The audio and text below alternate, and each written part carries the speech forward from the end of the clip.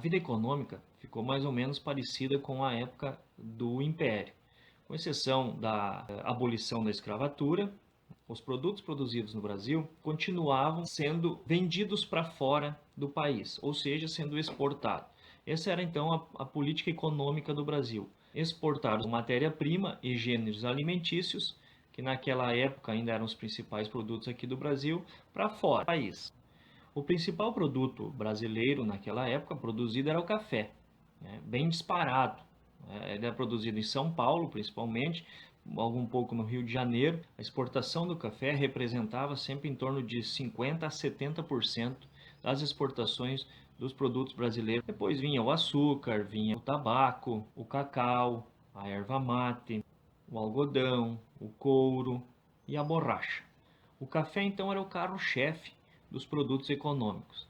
Para isso, o governo, quando excedia a produção de café, ele se responsabilizava até mesmo em comprar essa parte de café, então, que não era vendido para a população. Então, os produtores de café sempre tinham aonde vender seu produto. E o governo sempre estimulava essa produção com empréstimos. O café também não baixava o preço, ficava estabelecido a partir de 1906 pelo Convênio de Taubaté. Na vida social, temos três coisas principais: aumentou o número de imigrantes vindo para o Brasil, né, passaram a 3,5 milhões de pessoas, e desses 33% eram italianos.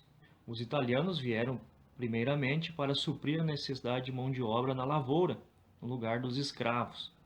Mas também muitos imigrantes italianos conseguiram ter seu próprio negócio, principalmente na região de São Paulo. Aqui no sul, Rio Grande do Sul, né, especificamente, eles acabaram então tendo suas terras na região de Bento Gonçalves, Garibaldi, e depois acabaram se espalhando para o resto do Rio Grande do Sul, principalmente como agricultores e alguns poucos como comerciantes, e que aos poucos foram se tornando empresários. O segundo item está associado à criação de uma política indigenista. É a questão do Serviço de Proteção ao Índio, o SPI. O SPI vai conseguir alguns avanços, como que o índio pudesse ter acesso à terra coletiva, manter suas raízes e sua cultura, e ficariam nas aldeias, então, formando os aldeamentos dos índios. Mas o SPI não conseguiu eliminar todos os problemas contra os índios. Por exemplo, com a grilagem das terras dos índios, né, tirando as terras dos índios por alguns produtores, o SPI foi extinto em 1967. O terceiro item, então, é que aos poucos as cidades foram crescendo e o trabalho na cidade entre os donos de comércio e pequenas empresas e os operários, então, começam a se distinguir agora. Nós temos então o chamado movimento operário. Começa a surgir a pequena industrialização do Brasil. O principal polo industrial na época, com mais de 30% das indústrias, era São Paulo.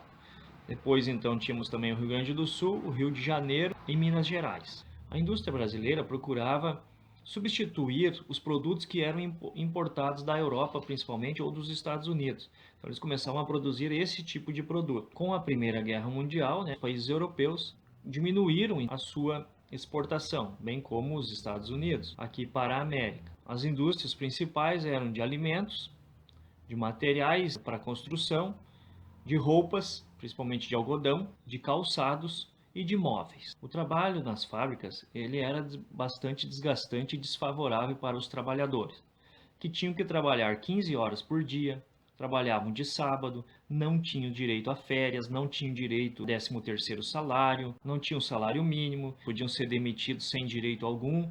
Enfim, era uma vida muito difícil e que muitas vezes tinha que botar as mulheres e inclusive suas crianças a trabalhar para conseguir o sustento da família. Desta forma, então, os operários começaram a se organizar para conseguir alguns avanços. Nesse sentido, criavam os chamados sindicatos. Também avançam entre os operários as ideias anarquistas e socialistas, que eram contra a exploração dos empregados pelos patrões.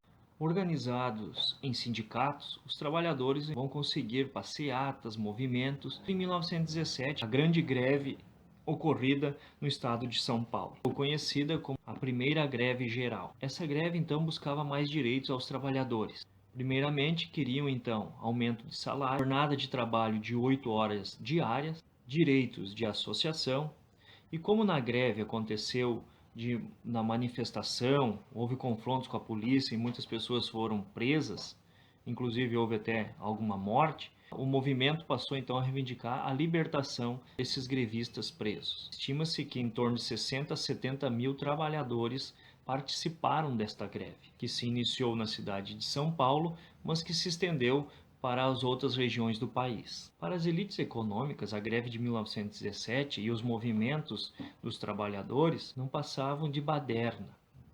E nisso, então, não davam o valor necessário para as greves dos operários. E chegavam mesmo a dizer que a greve e os movimentos eram casos de polícia. Alguns acordos foram feitos, então, nessa greve, mas não foram cumpridos. Prometeram melhores condições de trabalho, melhores salários, mas nada disso foi cumprido. Logo após a greve, em 1922, surge no Brasil o primeiro partido político, que inclusive tem até os dias atuais, que foi o PCB, Partido Comunista Brasileiro, que surgiu então dentro dos movimentos sociais dos trabalhadores da época. O governo mantinha o PCB na clandestinidade, né? Não reconhecia ele, né? Era um partido ilegal para o governo, mas a luta dos trabalhadores por direitos e por melhores condições de vida continuou por muito tempo. Perduram ainda até os dias de hoje. Espero que tenham gostado deste vídeo. Até o próximo vídeo história.